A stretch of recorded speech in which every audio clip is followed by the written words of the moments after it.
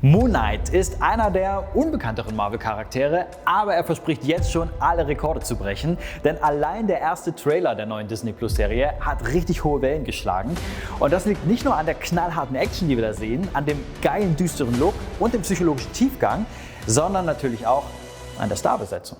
Hi, this is Oscar Isaac and welcome to Science vs. Fiction.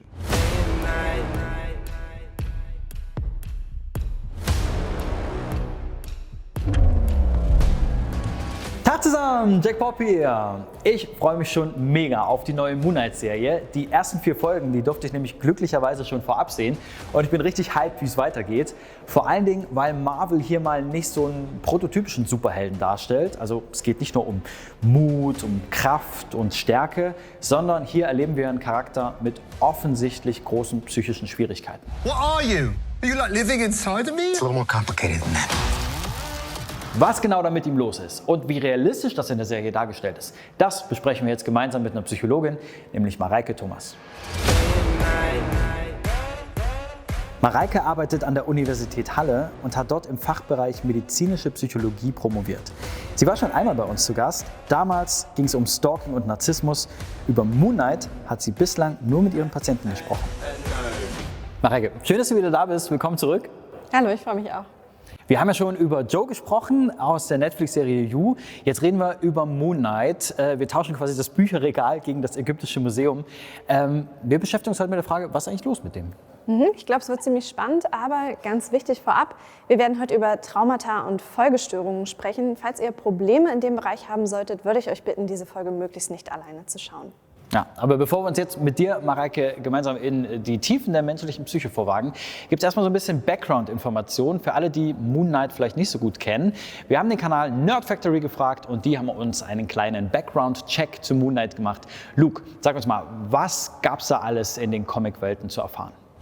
Hey Jack, ich fasse mal zusammen, was wir aus den Comics über Moon Knight wissen. Er heißt im richtigen Leben Mark Spector, ist der Sohn eines Rabbis, der von den Nazis aus der ehemaligen Tschechoslowakei in die USA floh. Doch auch dort erlebte die Familie immer und immer wieder Diskriminierung und Ausgrenzung. Mark wollte sich schon als Kind immer wehren, arbeitete im Laufe seines Lebens bei der Marine, der CIA und als Söldner, weiß also mit jeglichen Waffenarten umzugehen und ist auch im Nahkampf sehr gefährlich. Er entwickelt mit der Zeit immer mehr verschiedene Persönlichkeiten, so zum Beispiel die des Finanzmannes Stephen Grant und des Taxifahrers Jake Lockley. Das ist also ein bisschen anders als in der neuen Serie. Als er bei einem Job tödlich verletzt wird, schenkt ihm der ägyptische Mondgott Khonshu das Leben. Im Gegenzug dafür wird Mark Spector als Moon Knight zu dessen Diener. Danke, Luke. Mareike, wenn wir diese ganzen verschiedenen Persönlichkeiten da sehen, könnte man jetzt an erster Stelle auf den Gedanken kommen, das hat irgendwas mit Schizophrenie zu tun. Ist das plausibel? Das ist gar nicht so weit weg davon. Bei der Schizophrenie haben wir auch akustische Halluzinationen, wie wir es bei Marvel ja jetzt auch tatsächlich sehen. Go back to sleep, worm. You're not supposed to be here. Surrender the body to Mark. Surrender the body? What body? The idiot's in control. Bei der Schizophrenie liegt in den meisten Fällen allerdings eine organische Ursache vor. Diese verschiedenen Persönlichkeiten, im Volksmund ja dann auch multiple Persönlichkeitsstörungen genannt, geht auch häufig mit akustischen Stimmenhören einher, wobei das dann eben diese verschiedenen Persönlichkeitsanteile sind. In der Fachsprache sprechen wir von der dissoziativen Identitätsstörung und die zeichnet sich vor allem durch Gedächtnislücken aus, wie wir es tatsächlich in der Serie auch sehen können.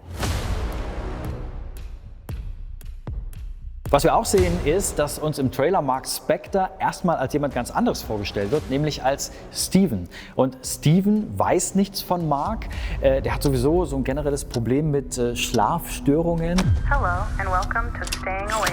I have a sleeping disorder. I can't tell the difference between my waking life and dreams. Das geht sogar so weit, dass er sich ans Bett kettet, um zu überprüfen, ob er vielleicht schlafwandelt. Mareike, ist das plausibel, dass diese verschiedenen Persönlichkeiten so gar nichts voneinander wissen? Ja, das ist tatsächlich oft so, dass diese Persönlichkeiten nebeneinander existieren, verschiedene Charaktere haben, verschiedene Eigenschaften, manchmal auch tatsächlich verschiedene Sehstärken zum Beispiel, also so weit geht das tatsächlich. Und es ist dann oft so, dass die eine Person von der anderen im Endeffekt nichts weiß. Dadurch entstehen auch diese Gedächtnislücken. In der Psychologie sprechen wir von dissoziativer Amnesie und das ist auch ein wichtiges Kernkriterium, um diese Erkrankung zu diagnostizieren. Ja, und solche Amnesien, die gibt es ja teilweise auch bei anderen Erkrankungen. Da haben wir hier schon drüber gesprochen, nämlich in unserer Folge zum Joker. Da ging es unter anderem um posttraumatische Belastungsstörungen und ich kann mich noch daran erinnern, dass das da auf jeden Fall auch Thema war. Genau, sowohl die PTBS als auch die dissoziative Identitätsstörung kann man als Traumafolgestörung beschreiben. Bei der PTBS ist es dann auch so, dass eben Amnesien, aber auch andere dissoziative Zustände auftreten können. Die Betroffenen sind dann nicht wirklich im Hier und Jetzt und haben unter anderem auch Flashbacks. Bei der dissoziativen Identitätsstörung ist es dann so, dass die Betroffenen eben als Reaktion auf dieses Trauma, um das Ganze zu bewältigen, verschiedene Persönlichkeitsanteile ausgebildet haben und nicht in der Lage sind, die in eine einheitliche oder auch kohärente Persönlichkeit zu integrieren. Das ist dann quasi wie so ein Schutzmechanismus. Ich stelle mir mega schwer vor, das als Schauspieler dann auch darzustellen, so ein Störungsbild. Und ich konnte glücklicherweise im Vorfeld ein Interview führen mit Oscar Isaac. Und der hat mir da ein bisschen Einblick gegeben, denn er hatte zur Vorbereitung auf die Rolle ein Buch gelesen, nämlich von Robert Oxnam. Robert Oxnam, der war Diplomat, damals in der US-Regierung unter Bill Clinton. Und der hat selber eine dissoziative Identitätsstörung. Und was Oscar Isaac daran jetzt sehr bewegt hat und was er damit verbindet, das hat er mir im Interview erzählt. One of the big things that's talked about is an organizing principle, that people with dissociative identity disorder have an internal organizing principle. It can be a labyrinth, a maze, a castle, where the different personalities live and have their own territories. Also was wir hier sehen konnten, klingt zumindest so, als ob Oxnam sich auf jeden Fall in einer psychotherapeutischen Behandlung befunden hätte und so eine Bewältigungsstrategie für die Problematik entwickelt hat.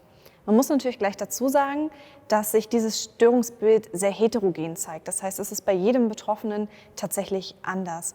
Häufig ist es so, dass die Persönlichkeiten zunächst erstmal nichts untereinander von sich wissen und dass die Persönlichkeiten auch nicht unbedingt gleichgestellt sind. Das bedeutet, die kommen im Alltag vielleicht auch unterschiedlich gut klar.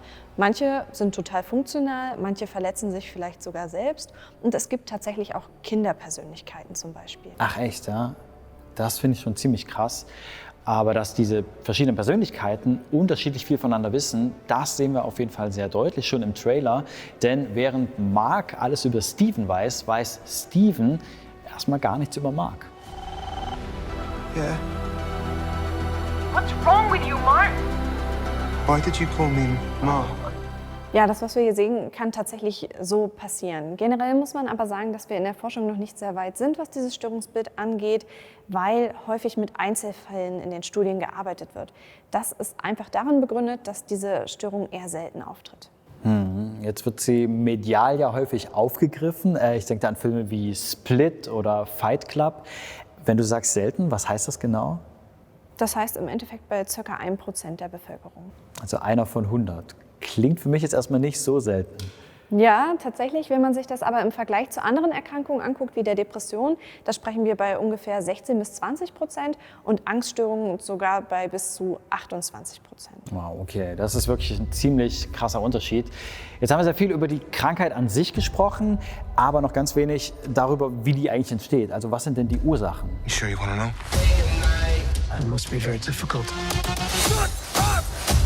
There's chaos in you. Ja, wie so oft ist es hier auch so, dass dieses Störungsbild in der Regel schon in der Kindheit entsteht.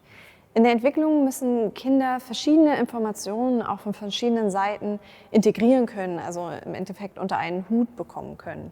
In der Erziehung ist es dann oft so, dass eine Mutter natürlich auch mal böse werden kann und nicht nur immer liebevoll ist. Kinder kriegen das in der Regel aber erklärt, warum das so ist und auch ab und zu mal so sein muss und verstehen dann, dass auch Mama zwei Seiten hat im Endeffekt.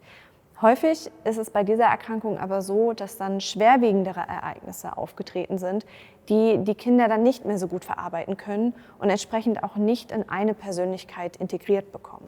Also sowas wie was Traumatisierendes, was Sie erlebt haben. Ja, genau. Da der Begriff Trauma aber heute fast schon inflationär verwendet wird, ist es wichtig, da nochmal eine genaue Definition zu geben. Wir bezeichnen mit Trauma das Erleben oder die Zeugenschaft eines erheblichen Traumas in Form einer Konfrontation mit tatsächlichem oder drohendem Tod, einer ernsthaften Verletzung oder auch sexueller Gewalt. Bei der dissoziativen Identitätsstörung ist es vor allem dann kritisch, wenn es sich bei der missbrauchenden Person um nahe Bezugspersonen der Betroffenen handelt. Besonders dann ist es eben schwierig, vor allem für die Kinder, das alles unter einen Hut zu bekommen. Bei ungefähr 90% der Betroffenen ist es tatsächlich so, dass körperlicher, sexueller oder auch emotionaler Missbrauch in der Kindheit vorlag, wobei auch emotionale Vernachlässigung ein wichtiges Thema ist. Bei den restlichen Personen ist es dann häufig so, dass ein anderes schweres Trauma erlitten wurde, beispielsweise der Tod eines nahen Angehörigen oder auch ein Unfall. Ob das bei Moonlight der Fall ist, das kann uns nur einer beantworten, nämlich Luke. Luke, sag doch mal, hat Mark Spector als Kind irgendwas Traumatisches in dieser Richtung erlebt? Ja, in den Comics sehen wir, dass Mark als Kind herausfindet, dass ein Freund der Familie, ebenfalls ein Rabbi, heimlich ein ehemaliger Nazi-Offizier ist und Serienmörder sehr vieler Juden. Mark muss da etwas Schreckliches mit ansehen und greift dann diesen Rabbi auch an. Der verschwindet dann einfach spurlos, aber bei Mark bleibt für immer ein immenses psychisches Trauma zurück. Ab da hat Mark dann erst eine zweite Persönlichkeit, nämlich die von Jake Lockley, und wir erleben auch, dass die Krankheit immer und immer schlimmer wird und sein Leben immer mehr außer Kontrolle gerät. Fairerweise muss man aber auch sagen, dass das nicht das letzte Trauma ist, das Mark einstecken muss. Unter anderem wird seine Geliebte von seinem Bruder mit einer Axt ermordet. What the fuck? Okay, das ist echt eine heftige Geschichte. Und dann können wir hier auf jeden Fall festhalten, ja, das ist ein offensichtliches Trauma, das Mark Spector da leider in seiner Kindheit erleben musste. Okay, wie wir gerade eben von Luke gehört haben, wird diese Krankheit, die Mark hat, in den Comics zumindest immer schlimmer. Mareike, ist es dann auch plausibel für uns in der echten Welt, dass dann immer mehr Persönlichkeiten dazukommen? Also prinzipiell ist das ohne Behandlung gar nicht so unüblich. Man kann auch sagen, dass wir alle verschiedene Persönlichkeitsanteile in uns haben. Schwierig wird es dann, wenn sich daraus eigene Identitäten bilden. Das kann passieren, indem wir beispielsweise ein Kind haben, dem etwas Furchtbares widerfahren ist und diese Erinnerungen sich abkapseln. Um diese Abkapselung drumherum entsteht dann eine ganz eigene Persönlichkeit. So können sich auch verschiedene Persönlichkeiten entfalten, beispielsweise ein unbeschwertes Kind, eine jugendliche Beschützerpersönlichkeit, aber eben auch sogenannte Täterintrojekte. Das bedeutet im Endeffekt, dass sich das Kind eher unbewusst mit dem Angreifer identifiziert, dass dann solche Gedanken entstehen wie, dass dir so etwas Furchtbares passiert ist, geschieht dir ganz recht, du hast es nicht anders verdient. Solche Feinde im Inneren können es dann auch fördern, dass die Persönlichkeit in immer mehr Anteile zerbricht. Boah, das klingt schon ganz schön gruselig auch. Und das erinnert mich an einen Beitrag von unseren Kollegen von Die Frage. Da hat der Frank eine Frau getroffen, die auch so ganz viele, sehr deutlich verschiedene Persönlichkeiten in sich drin hatte. Also ich bin viele. Hallo. Hallo. Ich spiele dolle viel gerne. Magst du ein Eis? Wenn hier jetzt schon alle darüber reden, dann muss ich jetzt auch noch mal was dazu sagen. Hi. Hi. Privat. Check. Und da ging es mir so ein bisschen komisch beim Zuschauen, weil das erstmal, naja, ich würde mal sagen, eine relativ ungewohnte Art war, wie sowas gelebt wird. Ja, es ist schon ein bisschen auffällig gewesen, dass die Betroffene sehr bewusst hin und her switchen konnte zwischen den Persönlichkeiten. Ich möchte ihr das nicht absprechen, vielleicht hat sie das auch in einer Therapie gelernt. In der Regel ist es eher so, in den Beispielen, die ich kenne, dass verschiedene Persönlichkeiten durch Situationen oder auch einfach Reize getriggert werden und dann eher unbewusst zum Vorschein kommen. Stephen. There he is. Hello, man in the mirror.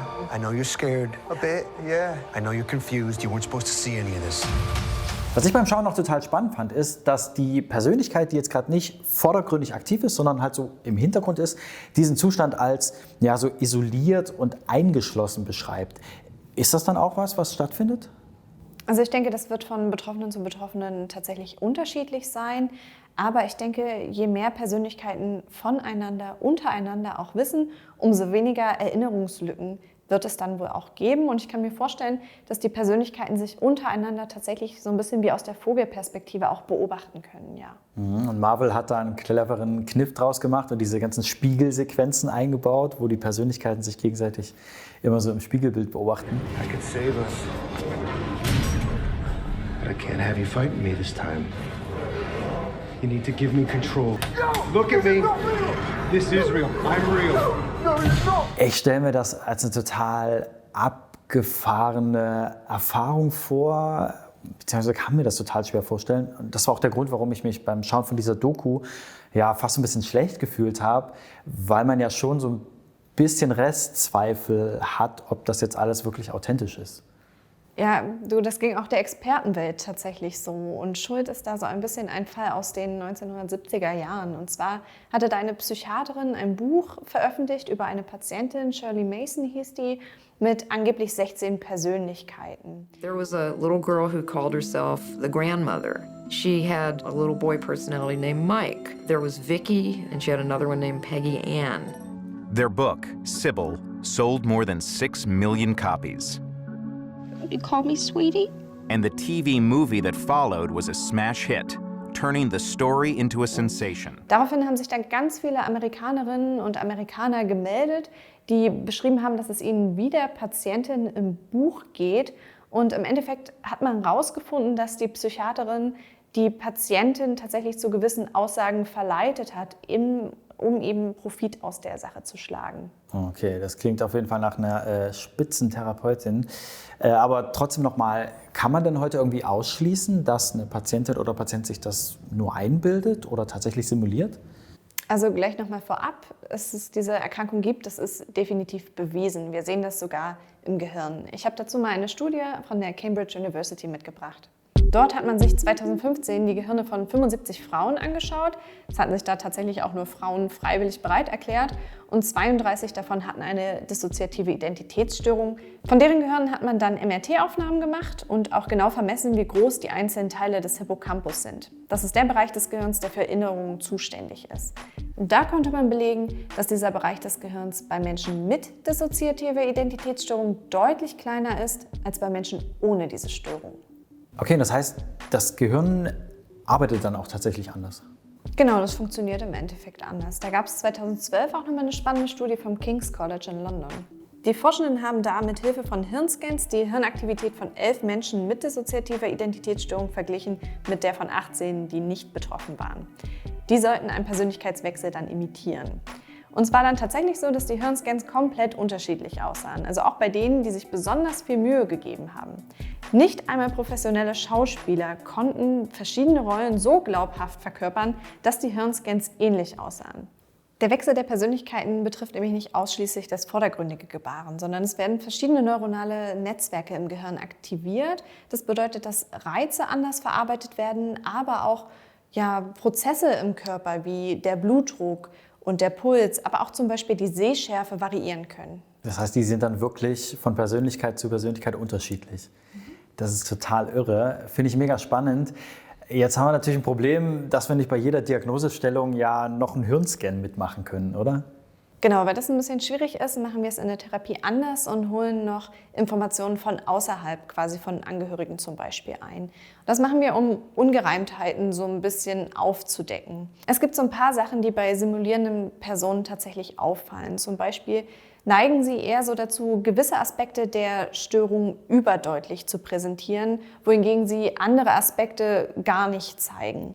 Häufig ist es auch tatsächlich so, dass Simulierende das so darstellen, als sei das eigentlich etwas ganz Tolles und so ein bisschen Gefallen auch zwischen diesen Persönlichkeiten hin und her zu switchen, darin finden, worin Betroffene das eher als unangenehm empfinden und versuchen, diese Störung zu verstecken.